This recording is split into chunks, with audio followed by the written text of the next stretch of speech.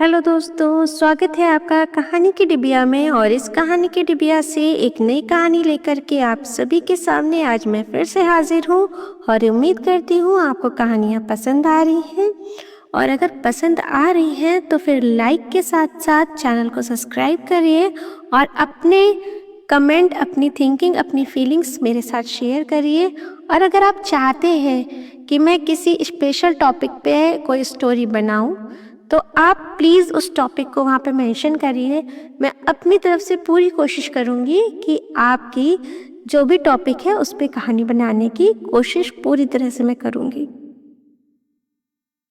चलिए फिर शुरू करते हैं आज का सफ़र और आज की कहानी, जो है एक बड़े भावुक लड़के की जो हर चीज़ को लेके बहुत परेशान हो जाता था।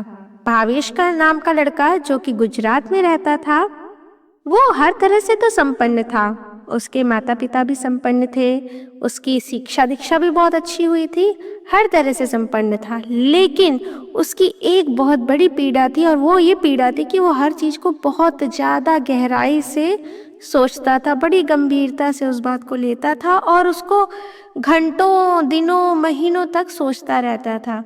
और कोई निष्कर्ष वाली बात हो या ना हो, मतलब कोई आम बात भी हो तो भी उसका जो दिमाग था उस बात को बड़ी गहराई से सिर्फ सोचता रहता था। कभी कभी वो अपनी इस चीज़ से भी बहुत परेशान हो जाता था, क्योंकि जब इंसान को पता होता है ना कि जो वो सोच रहा है, जो उसके दिमाग में चल रहा है, उसका कोई अर्थ नहीं है, वो व्यर्थ ही उस बात को इतना ज़्यादा जो है गहराइयों से सोच रहा है, उसका ना कोई निष्कर्ष निकलना है ना कोई समाधान निकलना है, लेकिन फिर भी वो सोच रहा है।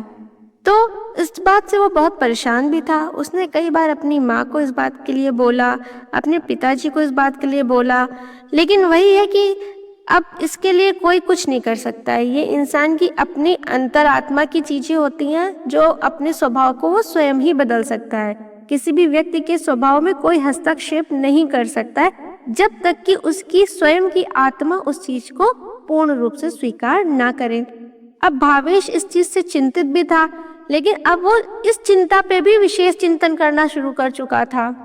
तो उसका काम था पूरे दिन सिर्फ किसी एक चीज को, किसी एक बात को पकड़ लेना और उसके बारे में सोचना, जिसकी वजह से उसका भविष्य जो है वो उज्जवल तो समझ में किसी को भी नहीं आ रहा था। स्वयं भावेश भी इस बात से पीड़ित था कि उसको उसका भविष्य कुछ समझ में नहीं आ रहा था, क्योंकि जब कोई एक बात पे उलझ जाता है तो फिर पूरा जो समय होता है वो नष्ट हो जाता है। कभी उसका कोई साकार तथ्य या अर्थ नहीं बन पाता है। अब भावेश क्या करे? वो कई लोगों से कह भी चुका था, लेकिन अब जो लोग उसको जो चीज़ समझा देते थे वो उसी चीज़ का चिंतन करना शुरू कर देता था, और ज़्यादा चिंतन चिता के समान है, इस बात का भी उसको बहुत अच्छे से पता था। अब एक बार उसके 2-3 गांव छोड़ करके, या ये कह लीजिए वो शहर में था तो 2-3 शहर छोड़ करके एक टोली आई हुई थी साधुओं की, जिनका बड़ा नाम था। वो बड़ी अच्छी अच्छी कहानियाँ कहते थे। तो लोगों ने कहा कि देखो भावेश, तुम किसी से पूछ ना पूछो, तुम वहाँ चले जाओ, उन साधुओं में से कोई एक साधु तो तुम्हारी जरूर से जरूर इस चीज़ के लिए सहायता करेगा। तो भावेश वहाँ गया। 1-2 दिन तो उसने वहाँ की कथाएं सुनी, जिसने उसको प्रेरणा दी। लेकिन अब वो प्रेरणा तो मिली उसको, लेकिन उसकी तो वो स्वभाव में था उस चीज़ को बहुत ज़्यादा ही अंदर जा कर के सोचना। तो वही भावेश ने किया। फिर एक दिन वो एक साधु बाबा के पास गया और उनसे बोला कि बाबा जी, मेरी एक बहुत बड़ी पीड़ा है कि मुझे किसी भी बात का बहुत गहराई से चिंतन करने का एक, जैसे कह लीजिए, मर्ज है, एक मुझे ये तकलीफ है। तो उन्होंने कहा अच्छा, कहते ठीक है, तुम कल आना। कोई बात नहीं। वो अगले दिन गया। अगले दिन सारी कथा कहानियाँ चलती रहीं, लेकिन उन साधु जी ने उसको कुछ भी नहीं बोला और उसको वापस कर दिया। फिर बोल दिया तुम अगले दिन आना। फिर वो अगले दिन गया। कोई बात नहीं। अगले दिन क्या हुआ, साधु जी ने कहा ठीक है, तुम एक काम करना, तुम अगले दिन आना, लेकिन अपने साथ में एक ग्लास लेके आना। अब वो इस चीज़ का बड़ा परेशान हो गया, ग्लास क्यों मंगाया, ग्लास क्यों मंगाया। अब वो घर गया, उसने अपनी माँ से इस बात को कहा कि साधु जी महात्मा जो है उन्होंने कहा गिलास लेके आना एक। अब मैं कौन सा गिलास लेके जाऊं, मैं स्टील का ग्लास लेके जाऊं, मैं कांच का ग्लास लेके जाऊं, या अब साधु महात्मा ने बोला है तो अब ऐसा ना उन्होंने अपने लिए मंगाया है तो क्या मैं सोने चांदी का ग्लास लेके जाऊं, अब मैं किस चीज़ का ग्लास लेके जाऊं, उन्होंने ग्लास क्यों मंगाया है, आखिर गिलास से उसको क्या लेना देना है, उन्होंने मेरे लिए मंगाया है, किसी को देने के लिए मंगाया है कि अपने लिए मंगाया है। अब वो पूरी रात इसी व्यथा के साथ व्यतीत करता रहा। अगला दिन आया, भोर चढ़ा, नहाया धोया, माँ ने उसको एक नया स्टील का गिलास दे दिया जो हम सबके घरों में प्रायः इस्तेमाल होता है। तो अब वो स्टील का ग्लास लेके चला। अब वो इस चीज़ को लेके तब भी परेशान था, अब मैं स्टील का ग्लास लेके जा रहा हूँ, ऐसा तो नहीं है कि साधु महात्मा ने मुझसे पीतल, तांबे, सोने, चांदी का या किसी और धातु का ग्लास लाने के लिए बोला था। अब वो ये चिंता करता हुआ चला गया। जब वहाँ गया तो साधु बाबा ने जब सारी पूरे दिन का सार कथा कहानियाँ हो गई तो उससे पूछा, गिलास लाए हो? तो उसने झिझकते हुए स्टील का गिलास निकाला और साधु बाबा को दिखाया। कहते बहुत अच्छे, तुम बहुत अच्छा ग्लास लाए हो। तो उसको थोड़ा सा मन को सुकून हुआ कि साधु महात्मा ने ग्लास को अच्छा कहा। अब साधु बाबा ने बोला, कल बोतल में पानी लेके आना और ये ग्लास साथ में लाना। अब वो फिर पूरी रात चिंता में रहा कि पानी कहाँ से ले, पानी नल से ले कि किसी कुएं से भरवाएं कि किसी नहर से ले कि जाकर के किसी नदी का पानी लेकर के आए।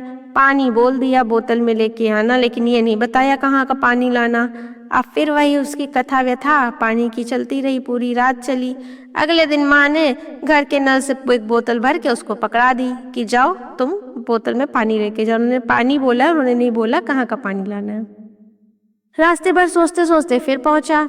फिर साधु बाबा ने उससे सुबह जैसे ही वो पहुंचा वहां पे, उससे तुरंत बोला कि तुम पानी लाए, तो उसने निकाल के दे दिया। कहते तुम बड़ा अच्छा पानी लाए, तो उसको थोड़ा सा शांति हुई। अब साधु बाबा ने बोला कि एक काम करो, तुम जो है पानी को ग्लास में डालो और ग्लास सीधा हाथ करके लेके खड़े रहो। अब वो ग्लास लेकर के सीधा हाथ करके खड़ा रहा। तो बहुत देर तक तो वो इधर उधर की चीज़ों को लेके चिंता करता रहा कि ये यहाँ ऐसा क्यों है, वहाँ वैसा क्यों है, ये ऐसा होगा तो क्या होगा, वो वैसा होगा तो क्या होगा।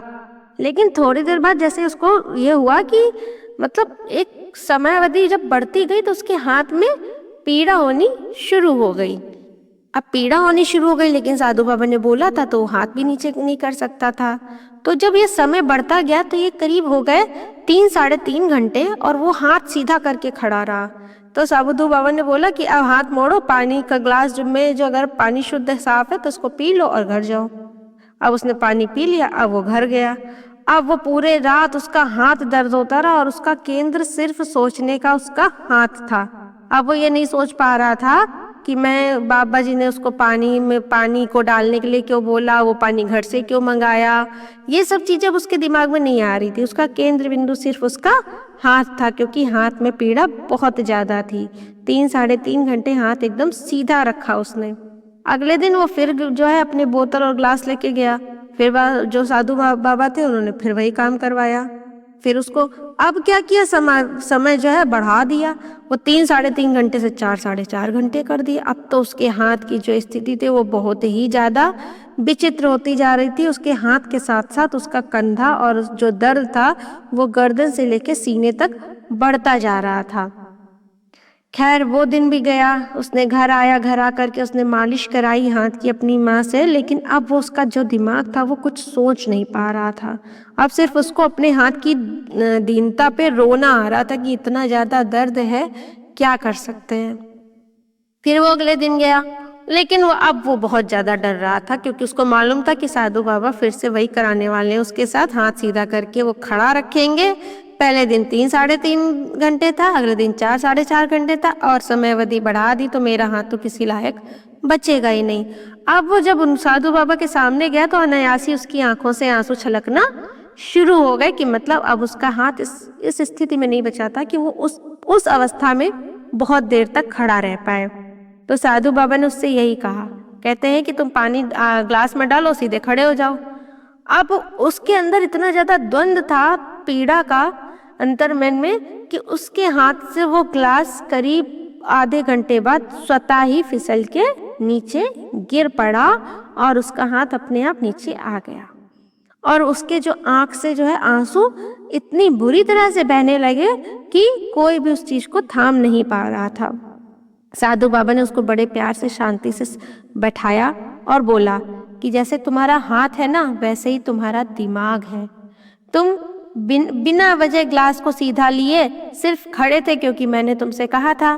तुमने उसमें पूछा भी नहीं क्योंकि तुमको अटल विश्वास था कि अगर मैंने कहा है तो उसके पीछे कुछ न कुछ कारण अवश्य होगा। तुमने एक दिन उस चीज को संभाला, दूसरे दिन उसकी अवधि मैंने बढ़ा दी, तुमने दूसरे दिन भी जैसे तैसे संभाला, लेकिन तीसरे दिन तुम्हारे हाथ की क्षमता ने जवाब दे दिया और वो ग्लास छूट के हाथ से नीचे गिर गया। ऐसा ही तुम्हारा दिमाग है। तुमने एक दिन उसको चिंतन में डाला, 2 दिन उसको बेवजह के चिंतन में डाला, इधर उधर की चिंताएं, बेवजह की सोच।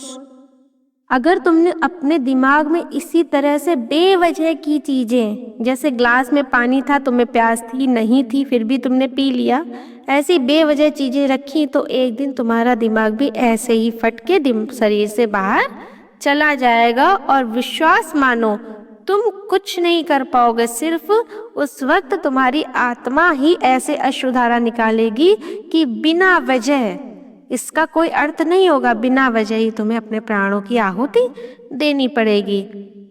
अब भावेश को वो बात समझ में आ गई और उसने वही संकल्प किया कि अब ऐसी कोई भी चीज होगी उसका चिंतन वो करेगा तो, लेकिन उस चीज को सोच और समझ के चिंतन करेगा कि उसका कोई अर्थ निकलना है या वो व्यर्थ में ही उस चीज को सोच रहा है, या अपने आसपास की चीजों को हटा करके उन चीजों पे ध्यान देगा। जैसे वो घर में जाकर के सिर्फ हाथ के दर्द पे ध्यान दे पा रहा था, वैसे ही सिर्फ उन चीजों पे ध्यान देगा जो कि बहुत ही ज्यादा आवश्यक होंगी जीवन में।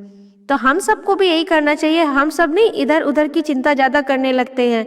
मैंने ज्यादातर इस चीज को देखा है कि लोगों को अपनी चिंता की जगह दूसरों की चिंता बहुत जल्दी होने लगती है। अब किसी की बेटी की उम्र ज्यादा हो रही है, उसकी शादी नहीं हो पा रही है, तो उसके लिए वो चिंता करेंगे, लेकिन ये नहीं है कि उसके लिए वो कोई निष्कर्ष या निर्णय निकाले या अपनी तरफ से कोई प्रयास करे। ऐसे ही किसी के घर में धन की कमी होगी, किसी को कोई बीमारी होगी, बहुत चिंता होती है लोगों की, पर वो चिंता कैसी होती है? व्यर्थ की चिंता होती है।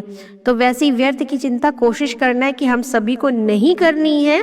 हम सभी को वो चिंता करनी है जिसका कोई अर्थ हम निकाल सके, जिसके लिए हम आगे बढ़ के कुछ कर सके। वरना वो चिंता उस व्यक्ति, जिस व्यक्ति के लिए आप ऐसी चिंता कर रहे हैं ना, उसका उस पर कोई असर नहीं पड़ेगा। हाँ, इतना ज़रूर है कि हमारा जो दिमाग है, जो हम ये व्यर्थ की चिंता कर रहे हैं, उससे हमारा दिमाग ही दूषित होगा। और अगर दिमाग में दूषितपन ज़्यादा बढ़ता जाएगा तो एक ना एक वो दूषित दिमाग फट जाएगा।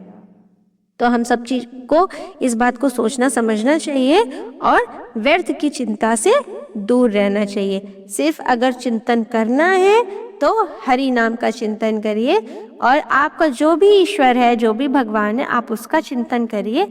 जो सत्य ये है कि आपको इस जन्म से लेकर के हर जन्म तक पार लगाएगा। चलिए, इसी के साथ आज की कथा को हम विराम देते हैं और अगली कथा के साथ आपके साथ बहुत जल्दी जुड़ते हैं। तब तक के लिए आप सभी अपना ध्यान रखिए। आप सभी को राधे राधे।